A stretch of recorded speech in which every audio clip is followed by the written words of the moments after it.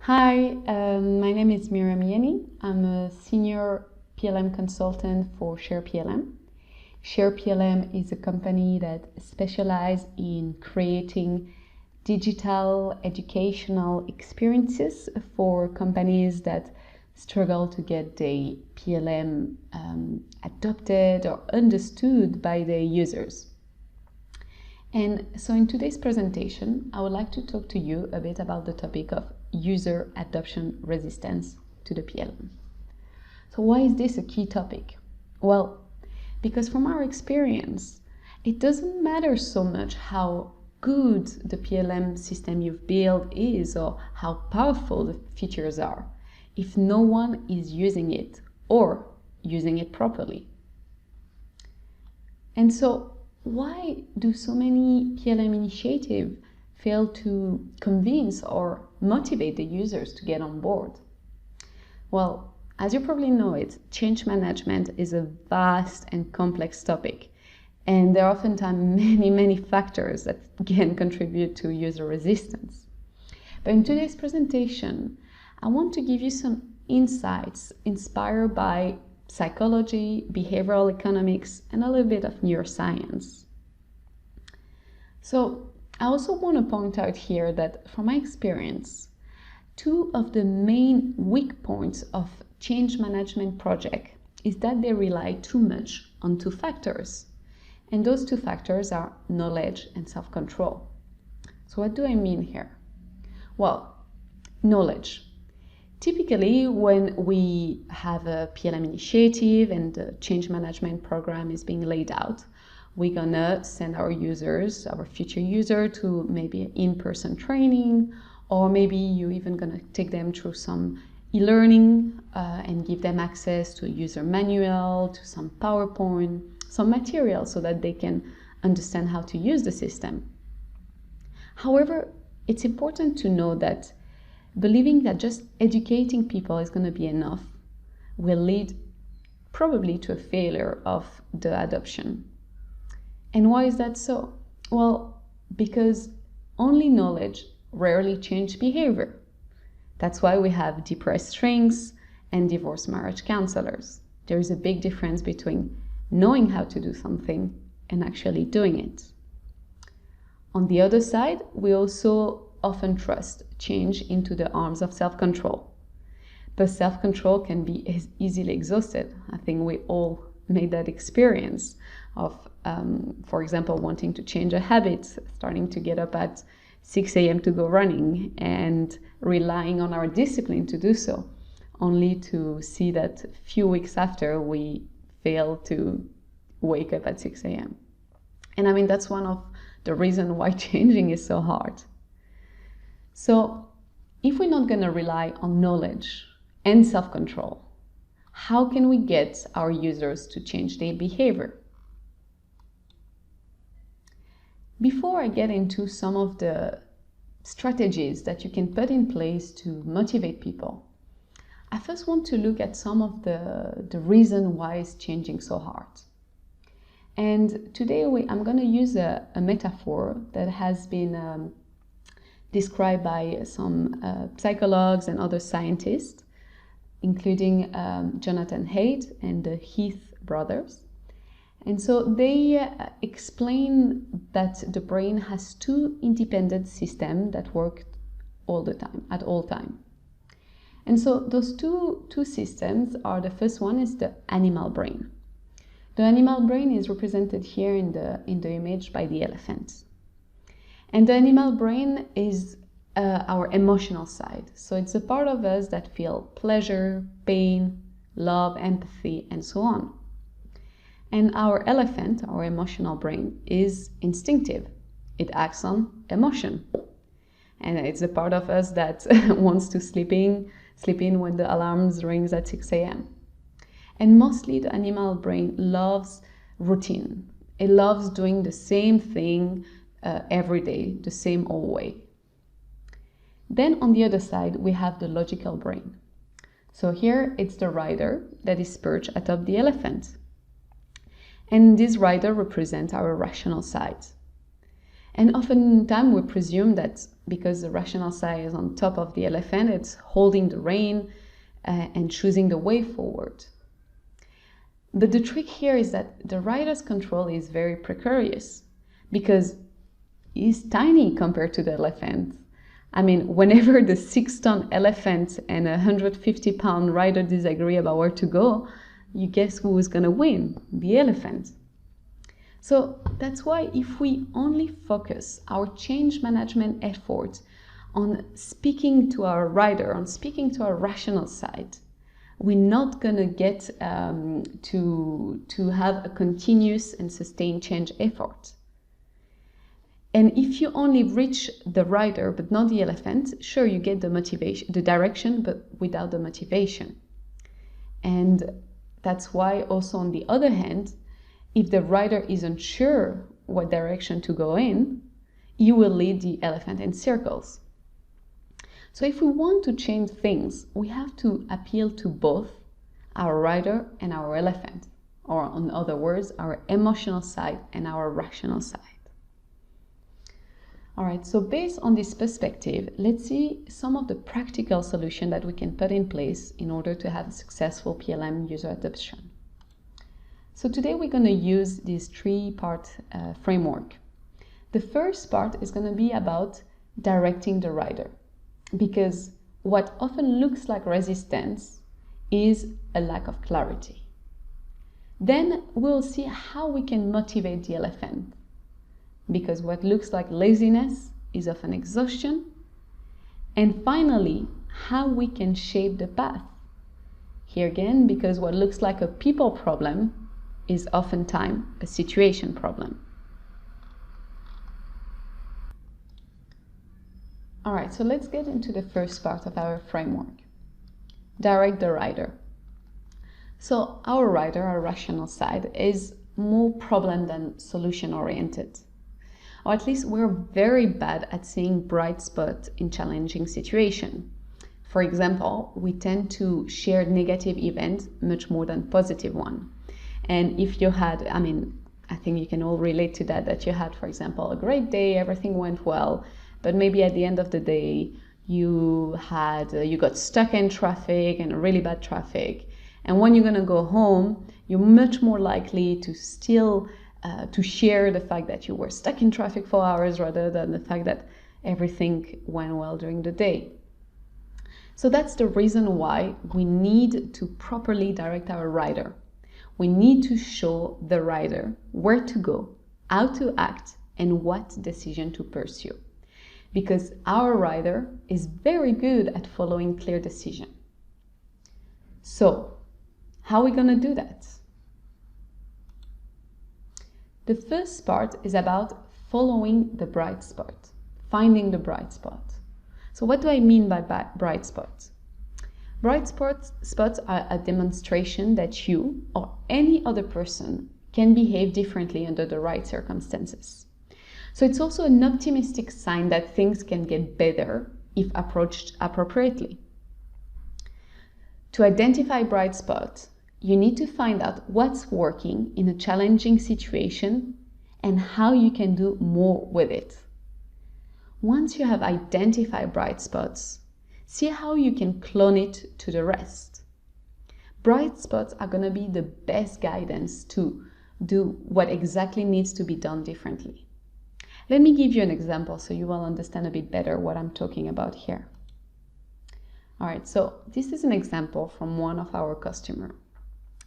So they implemented a PLM solution enterprise-wide. After a few years, only one team was successfully using the PLM. And so when we arrived, we looked at this team. What was different about them? What were they doing that the others weren't doing? So unlike others, what they started doing is only focusing on getting the CAD integration right. So for the one that don't know, CAD is a computer-aided design. And as an effect, the users didn't feel overwhelmed because they were only focusing on one single aspect of the PLM. And so with time, they became more confident with the process. And more importantly, they started to quickly realize the benefit of having all the data in the PLM. So once the users felt confident with this CAD integration, they started implementing other new features and processes. So by implementing, I mean adding to the user's workload and learning curve. And so when we saw how they were doing it, we thought, well, that's actually a really great idea. And we looked at how other teams could implement a similar process. So obviously for another team, it wouldn't be the CAD integration, it will be another aspect of the PLM.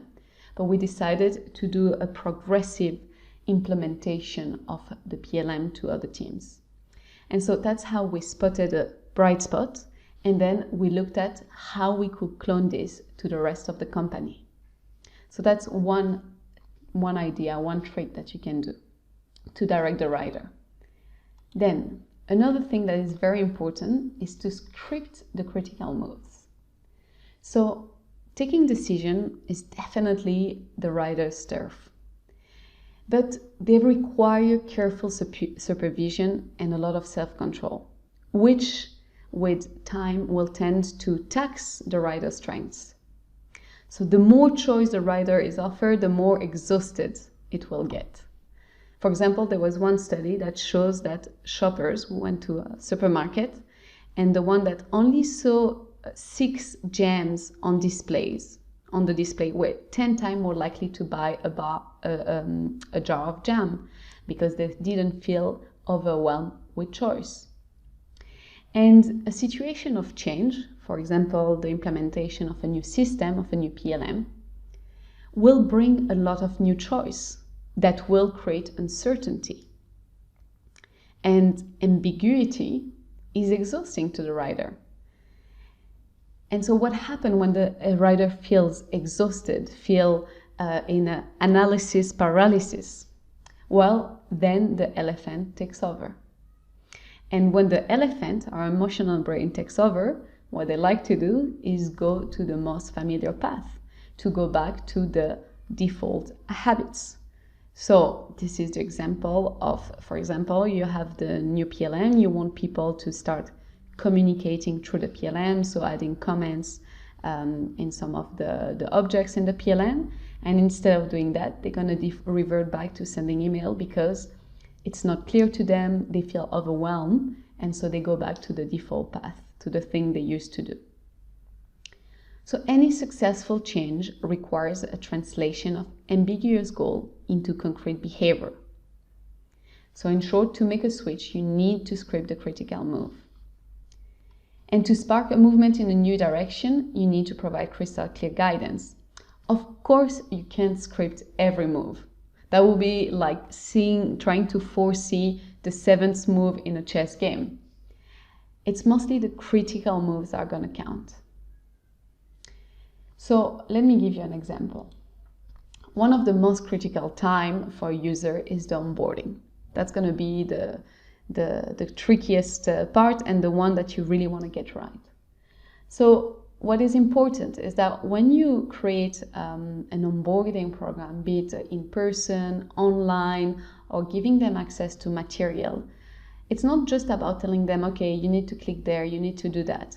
It's also about explaining them the flow, where they have to start, what they have to do next. It's not just about the clicks, it's actually also about the flow and the context. So here, for example, well, the first week, we can go through the obvious one, how to log in, how to navigate the UI, how to use the search. And then on the second week, we will go, how do you search for an experiment? Okay, cool. Once you have found your experiments, you're going to look at the chemical structure. How you do that? Okay, and once you have looked at this and you want to sign or approve, how are you going to do it? And finally, how are you going to export the report? So here the learner path is clearly scripted. And obviously, if in your case you have a process that might be more tricky, that you saw that many people struggle with, do a lot of mistakes, this is even more important to script the critical moves. All right, so once we have directed our rider, we need to motivate the elephant. Change most often happens by speaking to people feeling. Almost nobody, or at least the end user, will get motivated by a 10% higher ROI. But as I mentioned earlier, our first instinct is to teach and educate people, not to appeal to their feeling. And there is a big difference between knowing how to act and actually being motivated to act. Change effort don't happen in the analyze, think, change sequence, but rather in the see, feel, change sequence. So how do you do that? How do you talk to the person feeling? Well, the first part is called find the feeling. How? Well, one way is to understand the what's in it for me of your user. If the elephant can understand the benefit, the advantage that they will get from using the new software, that will get them going. So it's not just about telling them the overall benefits of having a PLM as in terms of the enterprise, but more telling them what are they going to get from there, that what's going to change for them. And there is a catch here, of course, because the what's in it for me will vary from one user to another. So what's going to motivate, for example, lab manager is going to be very different to what's going to motivate a lab inventory manager, for example. So, of course, it will be impossible for you to go individually to each user to understand what's going to motivate them. So what you can do instead is dividing your user into segments based on their need. So if you think about all the users that are going to be using the PLM, you can start segmenting them by, well, here we have by role, by needs, or by processes. And here, for example, if we put lab staff, lab manager, and lab inventory manager as your main user groups, then ask yourself, each of these groups is going to share a similar set of interests and features within the PLM system. So, which feature or processes will make their work easier? For example, if we take the case of the lab inventory manager, the PLM will allow them to find material both internally or from an external catalog without duplicating order or increasing inventory unnecessarily. So that's going to talk to our lab inventory manager. Probably won't make much of a difference to a lab staff, but to the laboratory manager, that will be, oh, okay, I see the benefit from not only using the PLM, but investing myself into learning it. On the other side, the lab manager, well, you can tell them that they will be able to access the experimental record and data outcome from any device, tablet, computer, phone. So it means that they could be traveling, going to a client site and showing the data. Another way to get our elephant going is to shrink the change. So the emotional brain likes instant gratification and wants to avoid pain. So if the change seems too big, it will get demoralized or spooked and it will resist. So how do you prevent that? How do you shrink the change?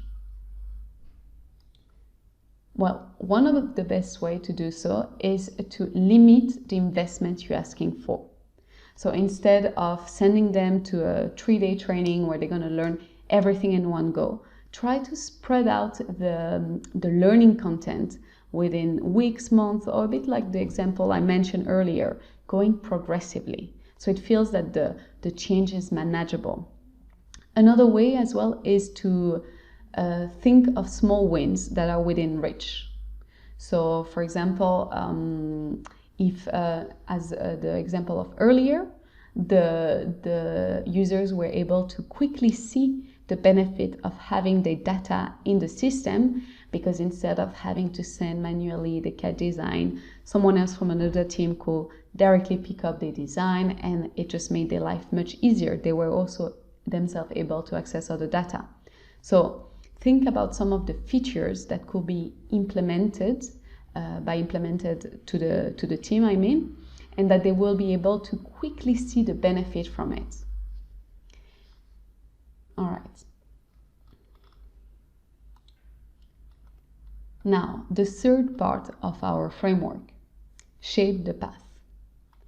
So, a behavior is a result of an individual personality, but also the environment they're in. Thus, many times, what looks like a people problem can be a situation problem. And by changing the environment, you can make the change easier for people. There are several ways to do it. For example, you could start building healthy habits. So, habits are behavioral autopilots. And new habits present the essence of every change. The good and the bad news is that habits are very contagious. They are incredibly sensitive to the environment and the culture because people want to fit in. So habits are not only contagious, they can get formed inevitably, whether it is intentional or not. And that's why they're so powerful. The problem occurs when many of the habits are created unconsciously and they don't really support your mission. So one way to encourage new habits is by installing action trigger. Action trigger are going to encourage you to execute a certain action when you encounter a certain situational trigger, also called a reminder. For example, if the first thing that when they see when they open the browser is the PLM login, that's one of the action trigger. It's very simple, but simply the fact of being reminded, this PLM exists, or I don't have to do an extra step, that can truly change the way people build new habits. Another way to encourage new habits are checklists. So checklists are very powerful at educating people, and they show people an ironclad way of doing something new. They help people avoid blind spots in a complex environment. So checklists are a bit similar to script the move, except that you can, for example, print it, put it on their desk, and they can themselves follow, okay, I've done this, I've done that, I can go to the next one. Another way to shape the path is by rallying the herd. So according to behavioral economics and psychology in general, when we are unsure of the correct way to behave, we look at other for clues. And it's the positive aspect of this tendency we have is, for example, when a leader shows the desired behavior, then the team will be more likely to follow. The negative side of it is that when we copy our colleagues that are not taking the new PLM seriously. In our experience, we've learned that just supporting and enforcing the change is not enough for leaders to inspire their employees. They need to role model. They need to actually themselves take on this challenge to also change their own habits. Leaders must truly walk the talk and ask themselves, what should I do differently? Another way as well to rally the herd is to find and train ambassadors. Ambassadors are typically team members that show willingness to learn and to be engaged, as well as also being influenceable and social person within the team. So the idea is to take those individuals, train them a bit more than the other users, and they will turn themselves into the cheerleaders of the PLM system. Also, this is a very good practice to have because oftentimes when people are stuck and they don't necessarily know where to go, if they have a colleague they know they can go to, they're much more likely not to give up when they encounter a difficulty.